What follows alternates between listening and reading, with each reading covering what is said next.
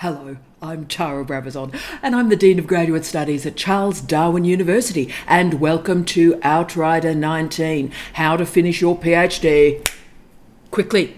Last week we talked about why you need to finish your PhD quickly, like for yourself, for your family, for your friends, for your bank balance.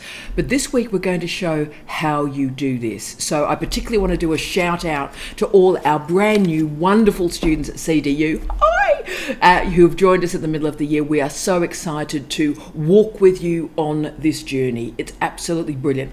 And of course, as I always say, let's begin with the end in mind. Let's talk about you and what the ending looks like, and we begin with that white light of the completion in front of you. And look, for all our friends around the world and our friends at CDU who are feeling a bit lost today, lost their way a bit, not quite sure how they're going to finish, there may be one technique that we talk about today that will transform how you think about your thesis and get the show on the road again, get momentum happening. So to quote that great philosopher Jerry Halliwell, scream if you want to go faster. So we're going to go faster today. You ready? Let's do this. Come on.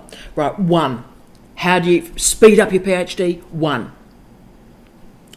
Establish your research problem quickly. Now, I know there's a lot of talk about research questions, and endlessly people go, oh, research question. Actually, for me, that's forgetting a crucial stage. We need to start every PhD with the question, what is the research problem? Put another way, in simpler language, if you will, what problem are you trying to solve? That's a great question. Can I say it's not only transformative of a PhD, but all the research that we do. I start every new research project that I enact with, what problem am I trying to solve? And once you've got that sort of the problem you're trying to solve, the next question is, okay, what is the gap in knowledge? This is crucial. So what is your PhD going to do in that gap? So you've located a problem, located a gap in knowledge. Now you're going to situate your PhD in that gap and speak the words, write the sentences that confirms your role in filling out the knowledge in that gap. So I want you to organise your PhD really quickly. Locate the research problem, locate the research gap. And once you've done that, you're ready to go because you know what the problem is and that problem can propel you through your research. So what you need to do is cut away the flab, cut away the excess, cut away the cul-de-sacs. What is the problem that you are trying to solve? And then solve it. And from that point, you can construct the methodology, the ontology, the epistemology to solve it. But you have the foundation, can I say, for a really strong introduction and conclusion. What problem are you trying to solve? 2, read. Read a lot, read quickly, take good notes. The crucial strategy to finishing quickly is reading, and reading a lot. And particularly, I think, students, colleagues, don't use the 3 months before they enrol as effectively as they should. So once you've been admitted into a program, you may want to drink your own body weight in Chardonnay with excitement. I understand that. Bless you. But what I would say to you is use those 3 months to read and read widely. Yes, please use the setup document that I've made freely available, and students that use the setup document do incredibly well. It speeds up the enrolment enormously. And can I say, my wonderful student Piper, who's just started, did an amazing thing. She did the setup document. We had a long first meeting and we really, really tightened up the research in that first meeting. And then she did the setup document again to show the work we've done. And now the project is this beautiful, shiny, magnificent object, and we're working on ethics clearances right now. It's the fastest thesis I've ever seen. So if you want to finish, you need to read, and you need to read hard. You need to read a lot. Read your field. You need to know, okay, you've located that gap we just talked about, but is it a gap or is it a gap in your mind because you haven't read enough? So, okay, you've found a gap, but then you need to do the really deep and wide-ranging reading to confirm that it actually is a gap. Okay, crucial. And always remember that your examiners start reading your thesis at the back. That means the first thing we read I'm examining 2 PhDs at the moment. They're sitting on my floor over there. The first thing we read is we look at your reference list. So we turn and go, okay, let's have a look at the reference list. Let's look at the bibliography. So start right at the beginning of your PhD, working on that reference list, making the reference list look shiny and beautiful. So read always, read early, and remember to use our libraries and librarians. And say you haven't got access to your university yet because you've applied and been accepted, but you haven't quite enrolled yet, then please use the directory of open access books and the directory of open access journals. Everything that's there is free and magnificent and available for you today, now, right now. Most importantly, read other theses. Now, I always get my students right at the beginning of their enrolment to read 5 other PhDs in their particular field. And the reason I do that is I want my students to understand the genre of a PhD. It's a particular genre of writing. So they have a sense of what a completed thesis looks like, begin with the end in mind. While reading is great, reading without good note-taking is not terribly efficient because you're too reliant on your memory. So at the very start of a PhD, create a system to configure and construct your notes and to store your notes. There are plenty of strategies, wonderful strategies for note-taking out there. Select a strategy and stick with it. And please use external hard drives to back up those notes. I use an external hard drive in the morning and night every day. I'm not prepared to lose a day's work. That's how you finish quickly. Great note-taking saves you months of your life and months of your candidature. And of course, the great news is if you have a great note-taking system in your PhD, it means for the rest of your career, you can use the notes from that PhD to enable other research projects. Very efficient, brilliant. 3, here we go. Write all the way through a candidature. This is the trick. Assuming that dreadful phrase, I'm in the writing up phase of my thesis. That is nonsense. That's how you end up with long candidatures, by the way. People go, I'm writing up. Are you really? From the first week of your enrolment, you need to be writing. And for example, write what I call with my students discussion papers. So they're reading something and they're just in a really relaxed fashion writing up their interpretation of what they are reading, or they're putting the problem into the work. They found an issue with a definition of a particular term, and so they write 1,000 words on that problematic definition. Now, we're doing that for many reasons, but most importantly, we learn to write by writing. So write all the way through your enrolment. Now, a student recently contacted me and asked if I could provide him with a template for a PhD. And I was a little bit confused. And I said, look, every thesis is different. It's a genre, but they vary widely dependent on the discipline and the mode of thesis in which you are enrolled. And I said, have you read other theses in your particular discipline? And he said, no. But most frighteningly, he said he was actually due in 3 months. And he hadn't started writing yet, he was writing up. Wow, frightening. So write all the way through. And I ask my students, particularly in that complicated first year, to give me 1,000 words in a discussion document, discussion, little paper, fantastic, every single week. What you've been reading, the big ideas and the issues. And of course, what that does is that relaxes students with their writing, okay? And it's amazing. So many of those little discussion papers end up directly in the thesis. And it confirms, of course, that we learn to write by writing. 4, supervisory selection is everything. Picking your supervisor, picking your advisor. A great supervisor can save you years. Yep, years. And the reason they can save you years is because they know the field. They've done the deep reading. They continue to read deeply and widely. They write. They put themselves through peer review all the time. They undertake professional development. They understand, and this is the trick, team, they understand the standard of a PhD. What does a pass in a PhD look like? And they're able to read your drafts quickly and help you and know how to help you. So really check.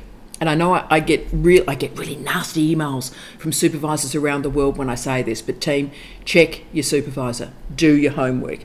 Is your supervisor intensely research active? Check that they can actually write, that they haven't spent their career as, author 4 of 10. Make sure they can actually write. Check that they have continued to learn, that they are participating in professional development, that they're not, I know everything, I don't do professional development, I haven't done professional development since Kylie Minogue was in the charts the first time with locomotion. Okay, so make sure that these people actually are intellectually generous and open to learning about other ideas and other ways of doing things. That's really important. It's a flexibility of mind that is really important for supervision. And please just try and make sure they know what they're doing. I know there's all this talk at the moment about supervising your supervisor and advising your advisor and, what do they call it? Managing up? Is it managing up? Well, you don't have to manage up if someone can manage. You don't have to supervise your supervisor. If they know how to supervise, you can get on with your thesis, which is your job. But if a supervisor is already in place and you've got a supervisor and it's all okay, no worries. But understand the strengths and the weaknesses of your supervisor. This is crucial. Talk with other students. Ask them how long they took to finish. And go into the candidature knowing what you have to do as a student to get this thesis through and how you're going to work with your supervisor. And, ask your supervisor if they're happy to help you finish this thesis at speed. You've heard me say so often that students don't ask enough questions of their supervisors, and they don't ask enough questions about the previous students of those supervisors. You may have an outstanding researcher who does not know how to supervise. They overlap. Being a great researcher is crucial to being a supervisor, but just because you're a great researcher doesn't mean you can supervise. They're a different skill set. And remember that, look, it's a pleasure to supervise. Okay, it's a pleasure to supervise. It's great. Having a nice cup of coffee with really bright people. This is very pleasant. So anybody can really supervise. Fewer people can supervise to completion, and even fewer people can supervise to completion in the minimum time. That's a very specific skill set. But what we need to do is understand the strengths and the weaknesses of your particular supervisor and create that supervisory team that includes your friends, your family, your partner, your colleagues, to enhance the strengths of your supervisor and manage your weaknesses. So let me give you an example of my profound weakness. So my students need to know this is a weakness that I have in my supervisory practice. Now, I am a Dean of Graduate Studies and I am a professor and I have a lot of students. So therefore, my time is not my own. My timetable every week is not my own. I am run by Microsoft Outlook calendars, right? And what I do to make sure my students get time is I put in their 30-minute meeting in my calendar for the whole year. So I just go repeat 12 months, right? So it's there. So other people have to put their meetings around my student meetings. And that's great. But it means I don't have flexibility. So if a student misses a meeting, I can't make that meeting up, right? So, Tara, I've got a dentist appointment. I'm so sorry. I'll see you next week. Right? So I have to be a really rigid supervisor. And if you like flexibility and you want to have a cup of coffee with your supervisor, I am not your girl. I don't have cups of coffee. I haven't got time to have a nice lunch with people. Don't have that time. I will give you a meeting every week, but I don't have the flexibility. So very importantly, tell your supervisor if you want to complete quickly. Now, I ask all my students in meeting 1, what is your expectation about completion? Do you want to complete a quick PhD? And if they say yes, we then move through a very complicated discussion to show what's required from me and what's required of them to get them through quickly. And we do that in meeting 1. Okay, 5. Use deadlines and milestones to your advantage. Now, this is a big one. The students that finish on time complete their milestones on schedule. Full stop. So when I'm looking at students who have a progression issue, right, which is what a dean does. So a student's got a problem and I go back through the student file. The first thing I look for is if their milestones have been delivered late. So if they've delayed them, if they've asked for an extension, the moment you're mucking about with milestones and you're unable to have a milestone deadline, your thesis is going to blow out unless you make a decision to do something differently today.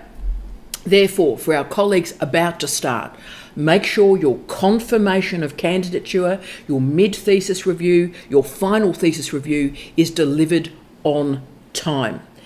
And make sure in these milestones you get external assessors to look at your work. They can be within the institution, but you need another set of eyes beyond your supervisor to just have a look at the work that you're doing.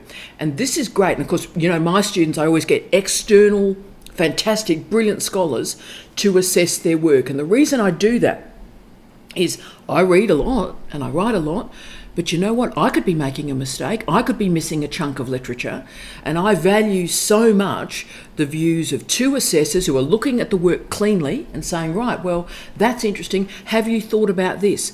And invariably, the assessors offer brilliant commentary, right? So use these punctuation points in your candidature. Use those milestones to check the standards of your research. And then the reason we use milestones is it enables you to backwardly map your degree. Also use all sorts of small deadlines to help you. So if you're saying yes to a conference, that's great. You're saying yes to a particular publication, you know, a special edition of something, that's great. Accept it and abide by those deadlines. Make sure that everything you say yes to is within the nest of the PhD. Don't lose one word that you're writing. Make sure everything you write goes somewhere into the PhD. 6. This is an increasingly big one, I think. 6.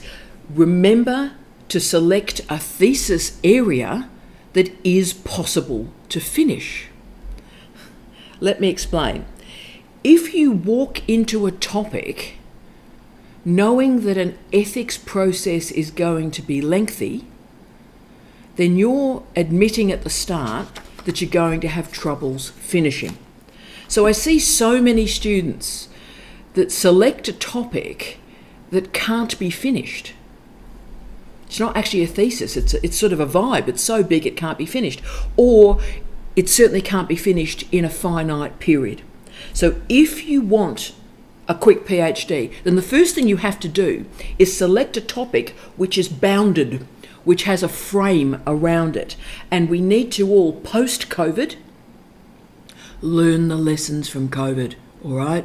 So for our students that are starting right now, you need to start with your eyes wide open that things could go seriously wrong for the planet.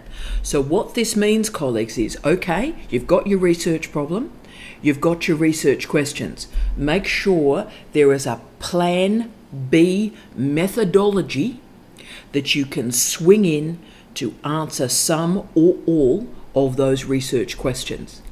That's the lesson that COVID taught us.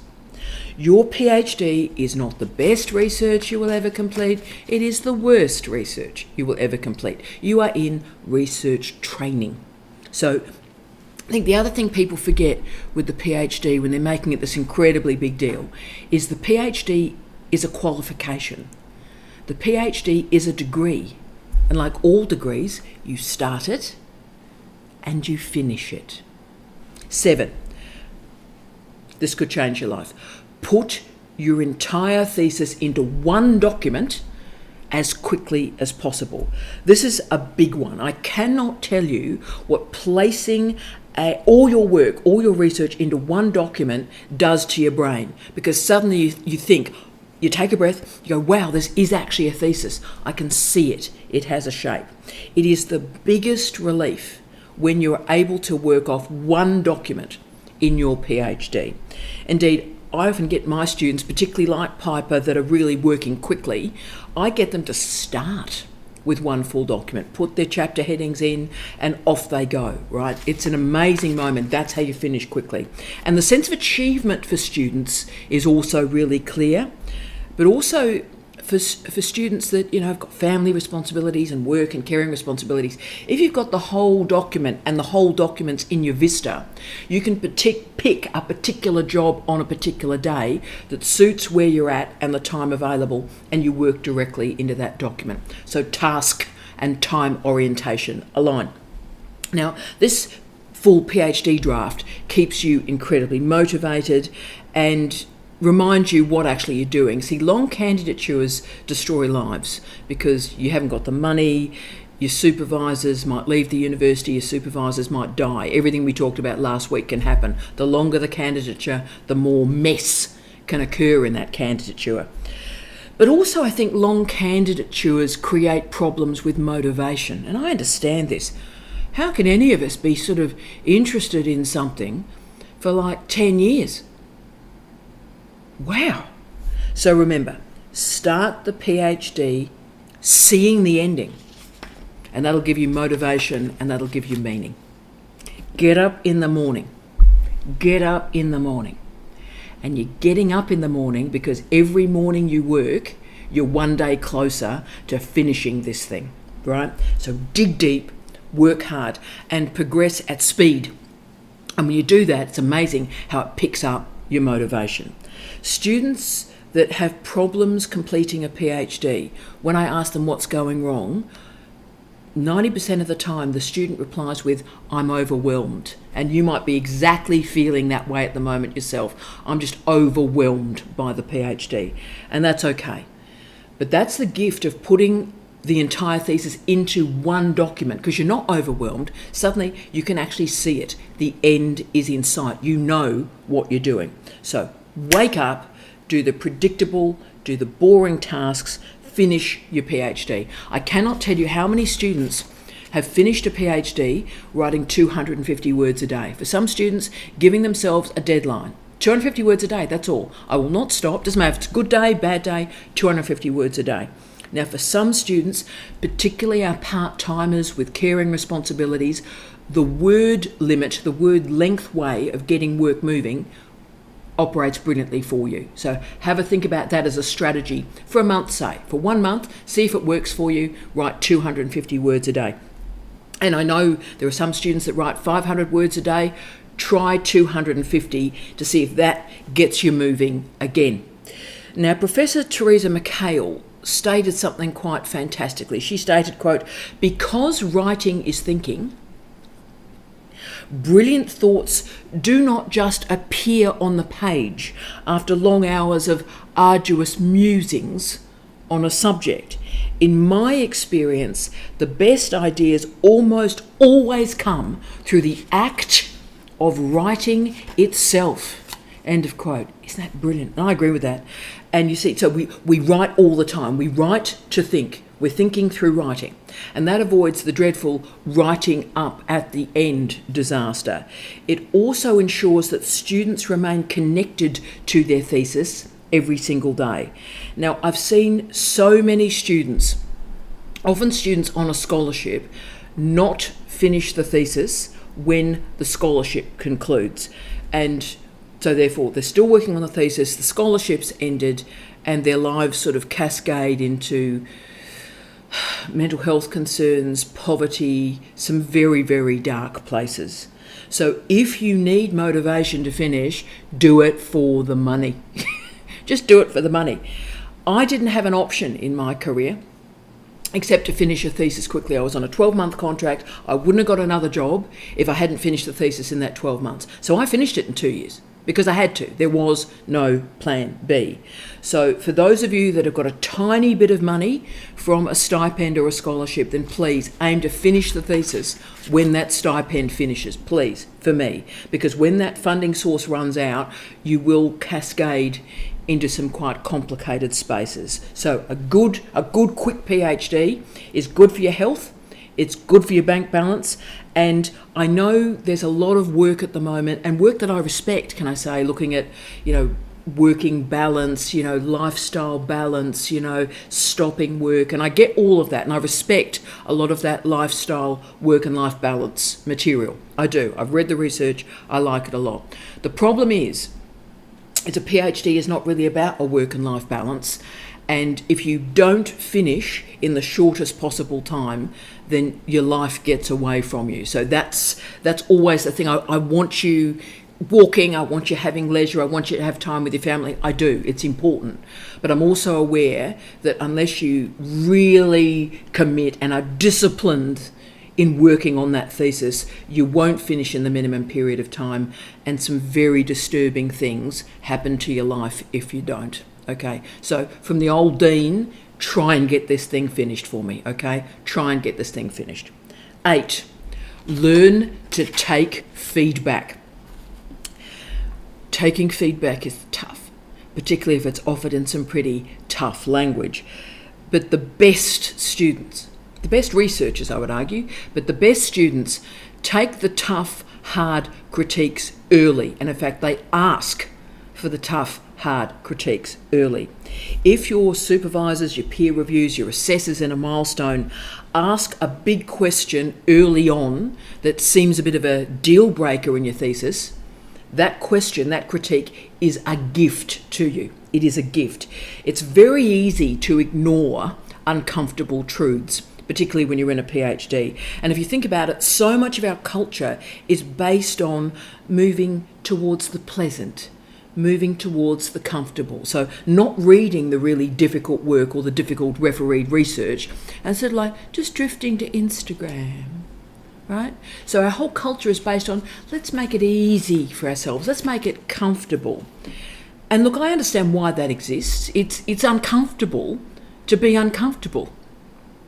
But it is the grit in the oyster that creates the pearl. The problem, I think, the issue that emerges from that robust feedback early on invariably ends up being the gift of your thesis, because you've heard me say it thousands of times, you put the problem into the work. That crucial feedback that emerges, particularly in that 6-month to 8-month period of your candidature, not only makes the thesis, but ensures a rapid completion to that thesis. These early critiques are about, research design, methodology, or a whole chunk of theory that you've forgotten about or you haven't engaged with. So ask for that tough feedback early on and really listen to it. A lot of my students actually say, Tara, give me the hard critique. Give me the deal breaker, Tara. Give me the deal breaker. And they ask for it and I give it to them and we talk about how to resolve it. Ask for the tough feedback. 9, regular meetings are the characteristic of quick finishers. The characteristic of students that finish quickly involves weekly meetings. This seems, I know, horrible for a lot of students and a lot of supervisors, but it creates an accountability cycle. You have to front with work once a week.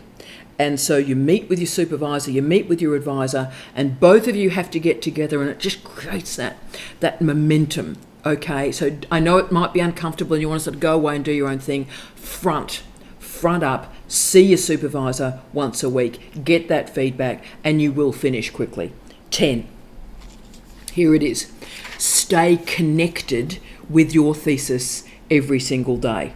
And yes, this one includes our part-time students. In fact, it's particularly for our part-time students.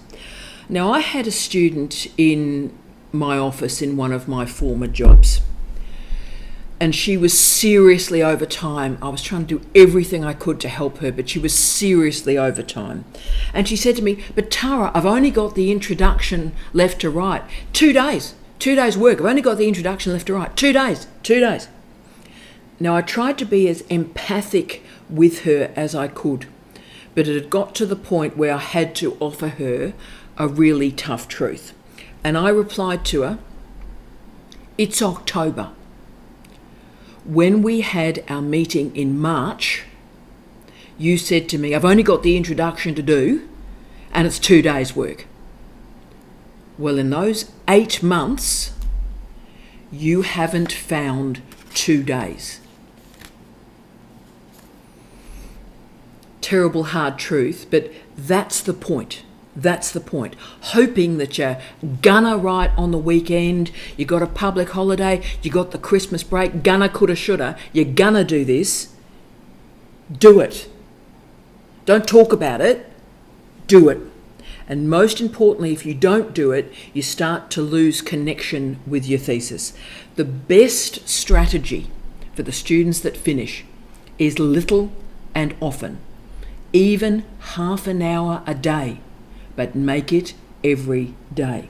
Stay connected with your thesis. That is how you finish. Because